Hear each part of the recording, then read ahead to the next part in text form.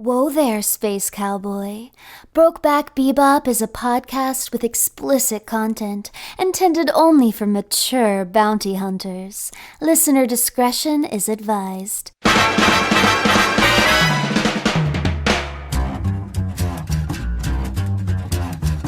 Listen to all 40 steamy sessions of the show right now by supporting Brokeback Bebop at patreon.com/can'tdisappointpodcast. I think it's time to blow this scene. Get everybody in the stuff together. Okay. 3, 2, 1. Let's jam. Steven did a whole physical bit with that. Nobody's ever gonna know that. They'll but me. feel You did the shui. feng shui. Feng Shui. Yeah, Zach, I've always heard it feng shui, but very clearly the Asian-produced show that we're watching, specifically Japanese, which is close to China, geographically, comparatively to the United States. So is it feng shui?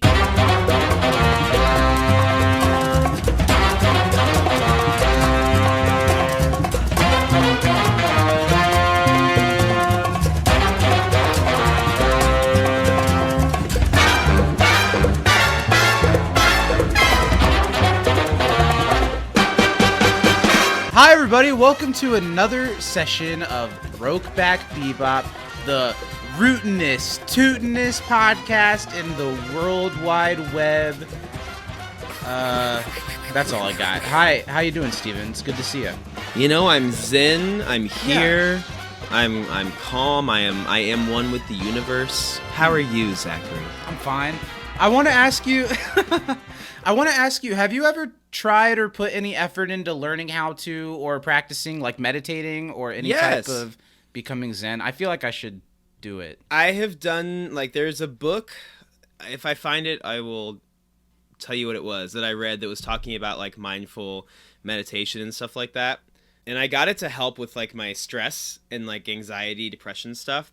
And it really did kind of help put me at ease when I'm feeling super overwhelmed, and I still use some of the tricks from it if I'm getting a little bit stressed. Yeah. I think meditation is really cool. I think practice so too. It a lot. I know some people can sit there for hours, but for me, taking 10 minutes and kind of I think it's widely, probably by stupid Americans, misconstrued as something that's a little magical. Yeah. And I feel like it can be, but it's a lot more of learning how to turn your brain off so you can turn it on in a different way. Yeah. Right? Because totally. a podcast that I listen to, Pete Holmes, a comedian, he's really into transcendental meditation, and you just repeat your mantra, and he says that you have to go to a place or go to a person and be given a mantra. You don't make it up or pick one of someone else's. It's a personal thing, and you go into kind of a dream state, but you're awake and you're just repeating your mantra, and you get used to it where you kind of repeating it turns off all of that thoughts that you can't really control, I guess, sure. Intrusive thoughts, because you're focusing on that, but then you do it so much that you start to forget that you're doing it, and you can think about other places or go other places or have psychedelic experiences. I don't know. I'm interested. Yeah. But I haven't done so the mantra type of stuff. Anxious. I've done more I've never tried. I'm just a big ball of anxiety. I want to try doing a sensory deprivation tank. I feel like that'd be a nice place to kind of get some peace.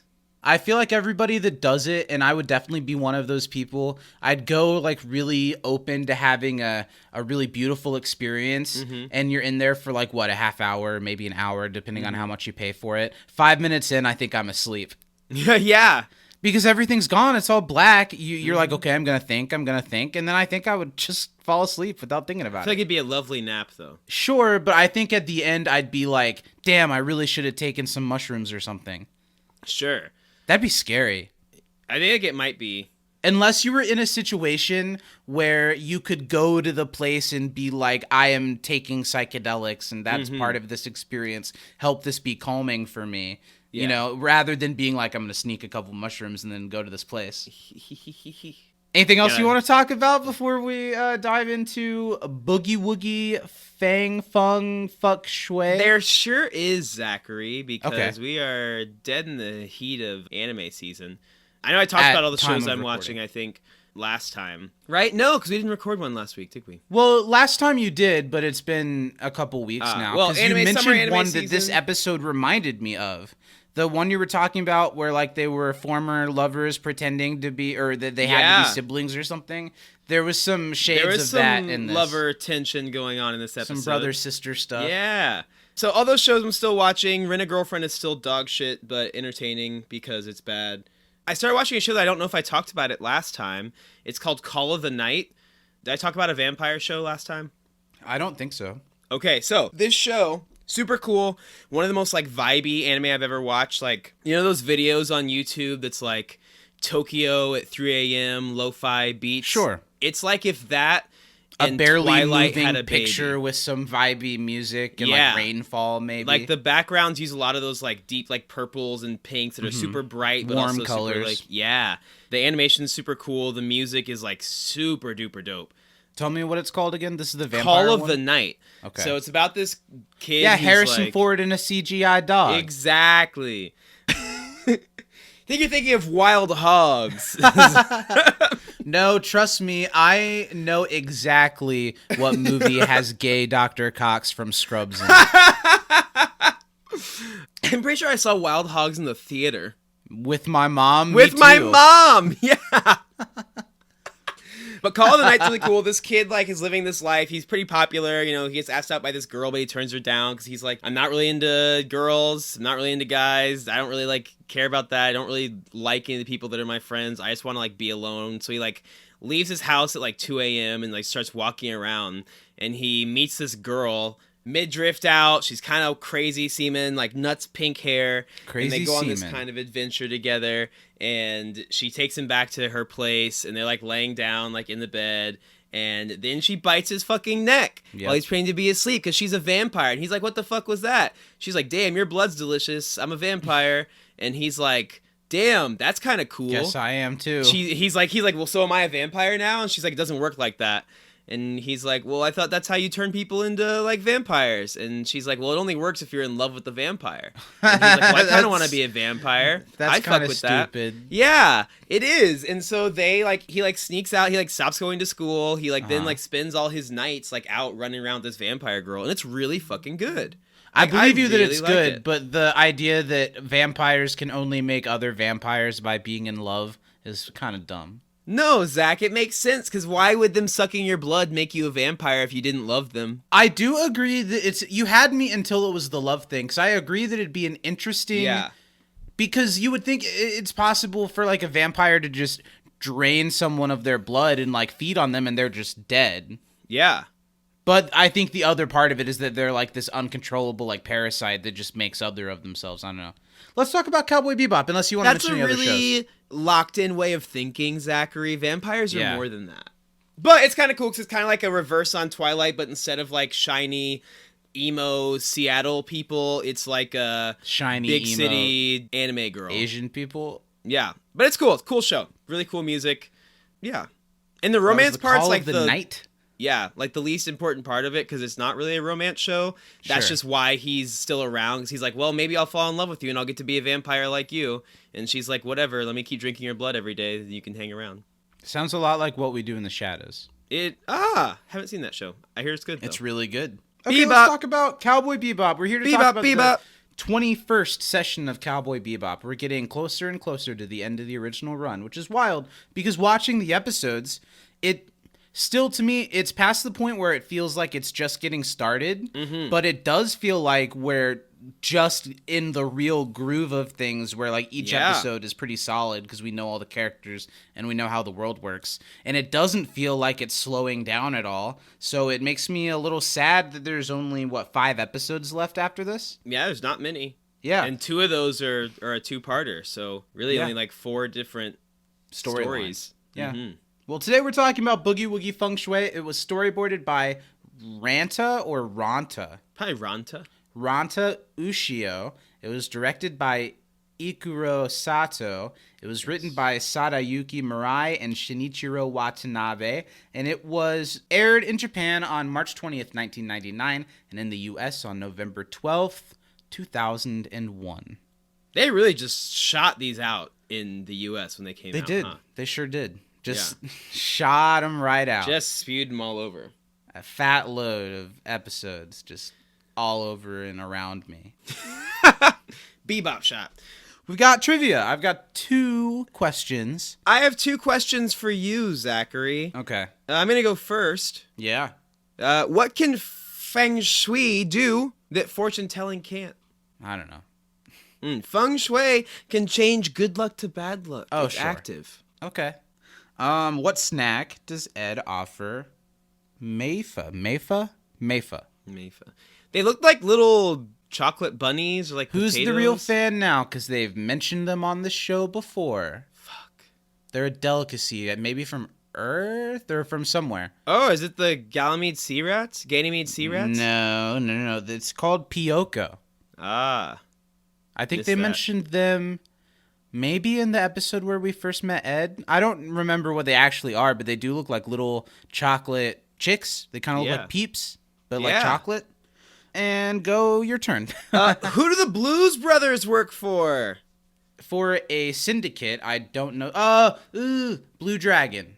Oh, you are so close. I'm going to give you at least partial things. credit. Yeah, what was it? The Blue Snake. Blue Syndicate. Snake. Blue Dragon Yeah. is one of the 4 answers to my second question. Oh boy. Fuck What me. are the 4 gods? Blue Dragon, Red Phoenix, Uh-huh. the Snake and the Turtle, and Tortoise. the Tortoise. Sure, he has little legs, not fins. They said tortoise. I'm agreeing, Zachary. I'm validating you. I'm doing everything the therapist goddamn told me to do. It's still not enough. Yeah. And the last one was the, let's see, what animals? The tiger. Yeah, what color? Orange? No, Golden? the white tiger. Damn! Oh, That was yeah. really good. That was really close. Thanks. And that's it for trivia from me. That's it for trivia. All right. Good times. All right. No emails this week. So... Never is. We don't do this show that way. You have to have people that are listening to it at time of original release to have people email in. That's fair. But it is your turn to introduce the next segment. Is it? Oh, as you're shit. making You do it on faces this at one. me to do the next thing. Were you getting ready to do it yourself? Yeah, I was. I wish you guys both in the beginning when he was doing the Feng Shui stuff, and just now we were both talking, and Steven was making these eyebrow faces at me, and I was like, well, it's time to do the next thing, and you were like, yep, it sure is. It's time for everyone's favorite time-based memory recollection. How can it be everyone's description favorite segment. when you genuinely forgot? Clearly not everyone's favorite. Anyway. We're going to find out, did Zach comprehend the episode this week? The part of the show where I give Zach 20 seconds to accurately, vividly, and sexually describe this week's episode to me in a way that really gets my sweat dripping, my bumps goosed, Haven't done it yet. and my toes curling. Nope. Zach, how are you feeling about this week? Do you feel the feng shui within you? I tracked the episode, but there are some of the nearing more sci-fi elements that I get a little bit caught up in on this one. I don't know. We'll see. Like I said while you were talking over you, I've never done it satisfyingly before, so who knows? I don't know if this will be the one. Well, Zach, 0 seconds on the timer. I'm going to let it get all the way Right. up to 20 It's not- before I yeah. yell stop Right, at you. that's how it works. It's not really a timer. It's more Hopefully like I started on time this stopwatch. time. Last time I never pressed start and it went I had for like 40 seconds at least. which I think hurt you more than helped you. Yeah. But You would think that would be great. You'd think And it'd be it a dream was come not. true. You know, as far as content, there was as equal extra time as there was like extra silence in my description. that's great. So it really balanced out. Yeah.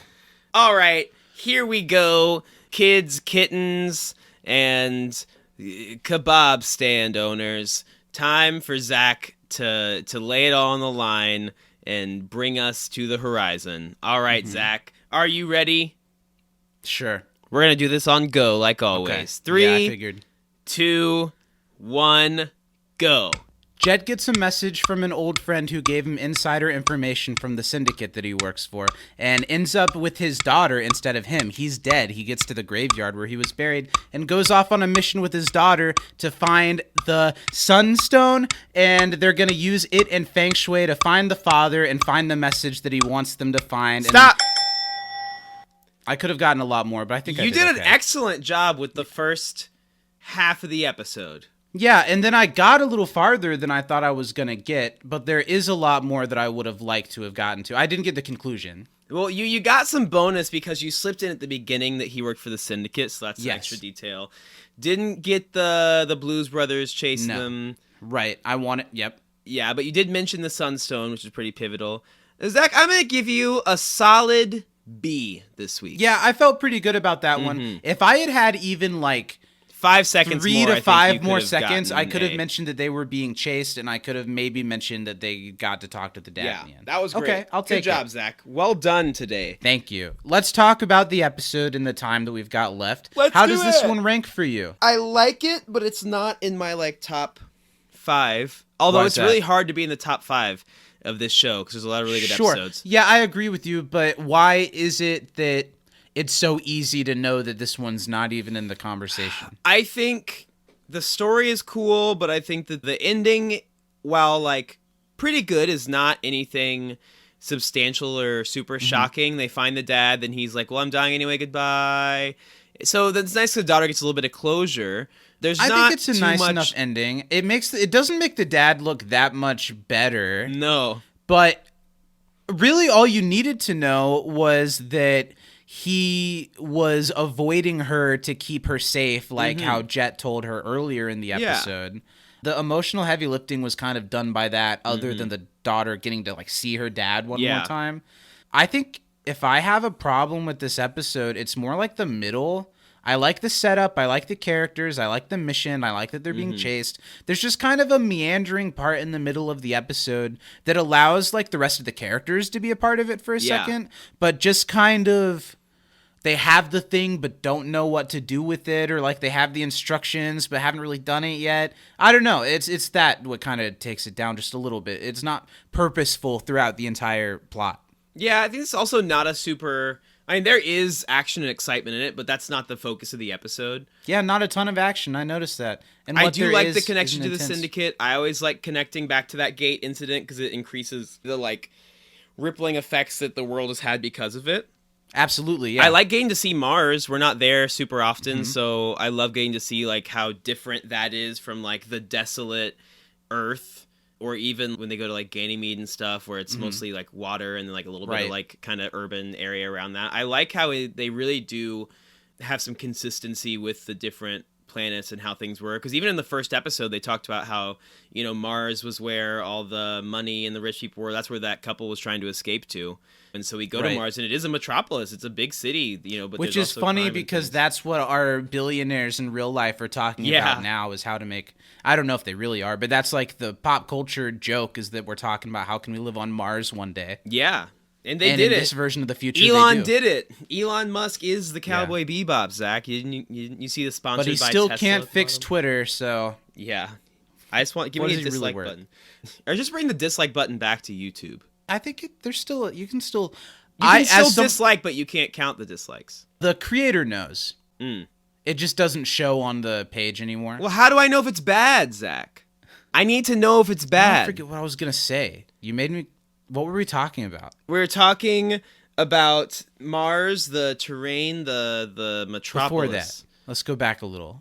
Oh, what I wanted to ask you. So this is a Jet episode, and honestly, of the episodes that focus on one of the other characters, usually the Jet ones are my favorite. Yeah. Does this episode tell us anything about Jet that we didn't already know? No. Past or present? Does it add any layers to his character that we... Not really, Yeah. I think that I wish that there had been something revealed about Jet from this episode. Not even reveal, I don't know, just something about him being the one who's on this revealing. I don't know. I don't know what I needed, but the episode didn't quite give it to me. Yeah, I agree. I mean, I still like him being episode. the main character. I think I liked it being Jet and the girl instead of Spike and the girl. Yeah, totally. it didn't tell me anything about Jet that I didn't already know. Yeah, I like seeing Jet in that kind of protective role, but it was kind of awkward because There was like a weird sexual I'm thing. too young to be your father, but I could be your boyfriend or your brother. You know, and I'm like, okay, that's a little weird. That's a weird thing because that whole middle part of the episode brings that up with the other people on the ship too. They're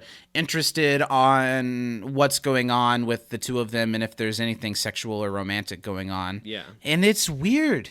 It's weird because the girl, and it's not said how old she is. They don't do anything with it. They don't really flirt other than have a couple of awkward things. It's not really a plot line for the episode. They just bring it up a couple times and it's kind of awkward. Well, and like I'm fine with them not making it a romantic thing, but then why make so many like awkward jokes about it?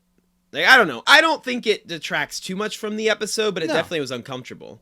It's one of the things that makes this when we were watching it, I was thinking it's probably like upper mid tier of the series, but talking about it more, there's nothing offensively wrong with it, but it does give me less than what I get out of the episodes that I've liked the most so far. It might be lower mid tier because there isn't really a low tier episode. There's maybe only, I'd have to really go back and look, only a couple of episodes that I'd realistically put below this one.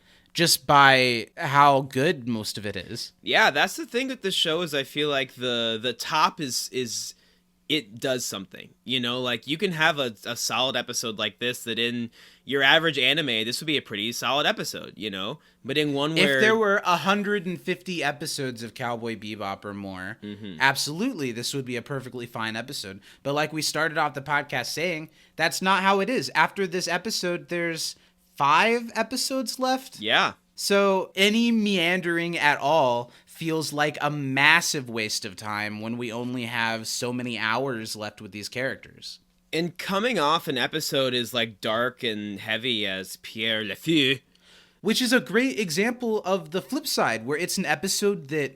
Did it tell us anything we didn't already know about Spike? Probably not. But it was scary. It was involving. It was exciting. It was interesting. So it didn't matter. But this episode needed a little bit more to not feel like we're wasting precious time.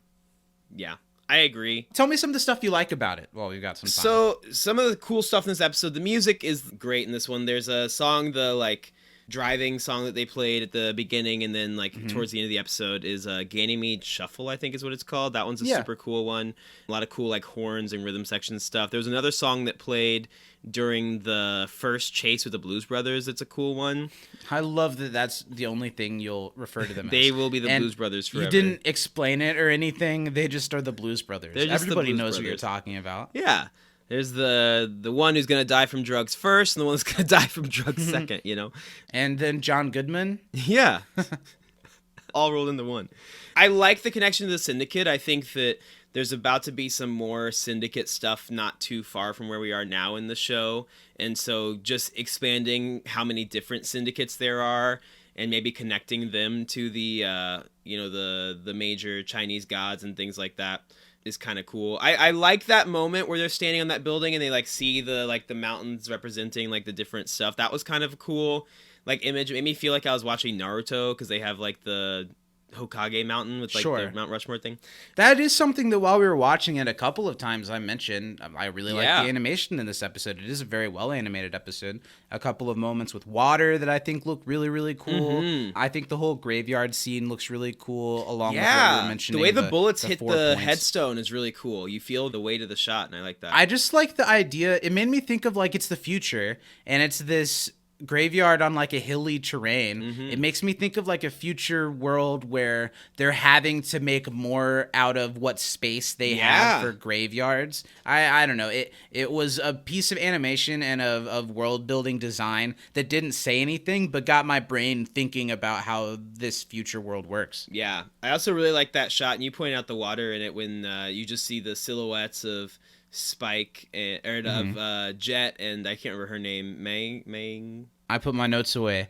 Yeah, the daughter. May something. Walking in front of the water, and the water looks real. It's beautiful how they animated the It looks the real light and it bouncing doesn't. off They of it. animate it in a different way than what they usually do, where it almost kind of looked like static, or like they were using like a static effect to kind of make it shimmer in a different way. But it really did look like when it's nighttime and the sunset's hitting the water. They did a really good job. Yeah, the only part of animation that ever looks dated in this show, but it also doesn't look as dated as it could, is when they're in hyperspace. Yeah. In this episode, if I had to say, the CG in the end of the episode, it's not so bad with the thing that rotates throughout the episode. What would you call that? No, if they give it a name? Yeah, I don't think so.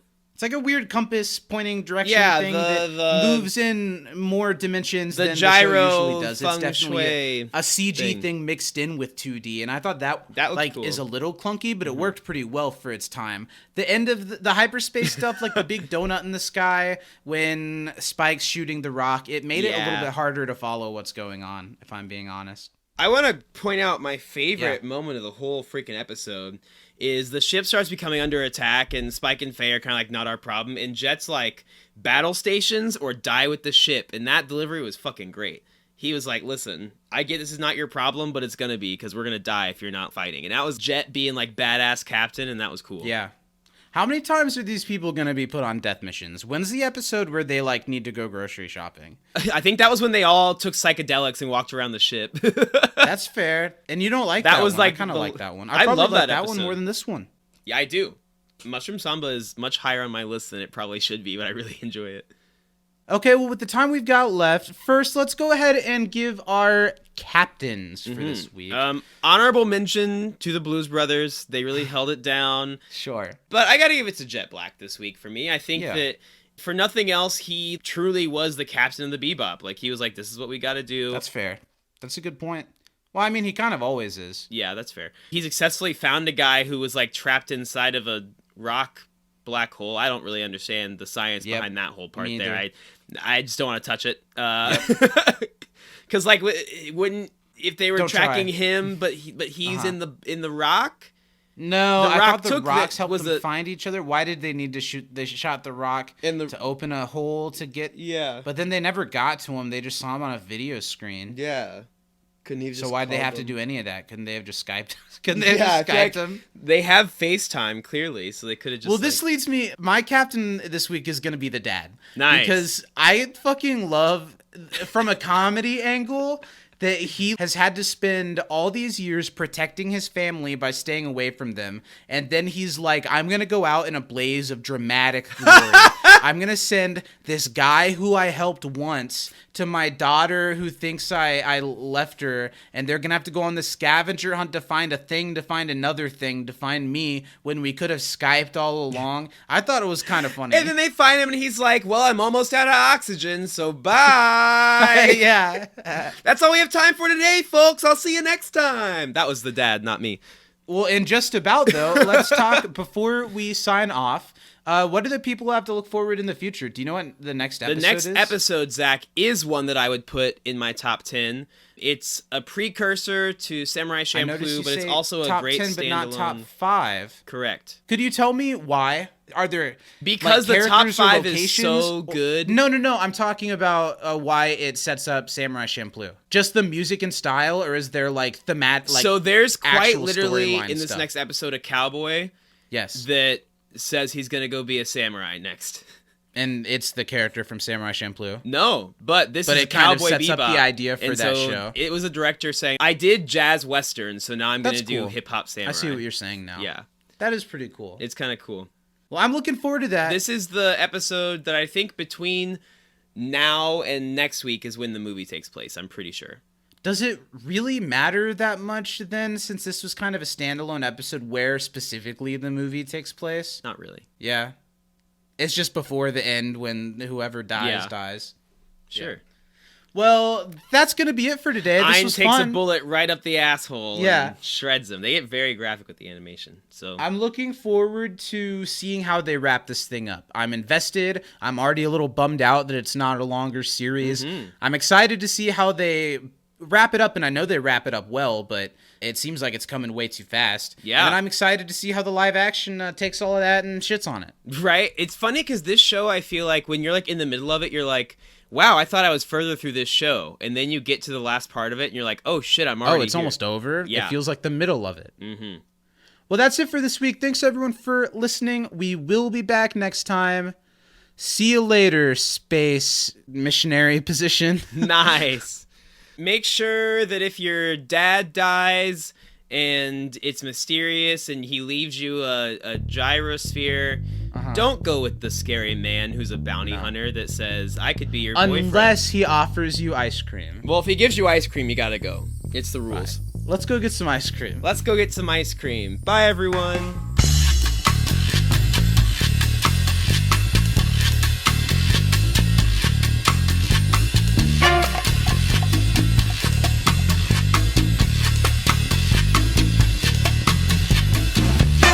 Thanks for listening. Support this show and our podcast network at patreon.com/can'tdisappointpodcast, where starting at $5 a month, you can get immediate access to all 40 outrageous sessions of Brokeback Bebop. See you next time, Space Cowboy.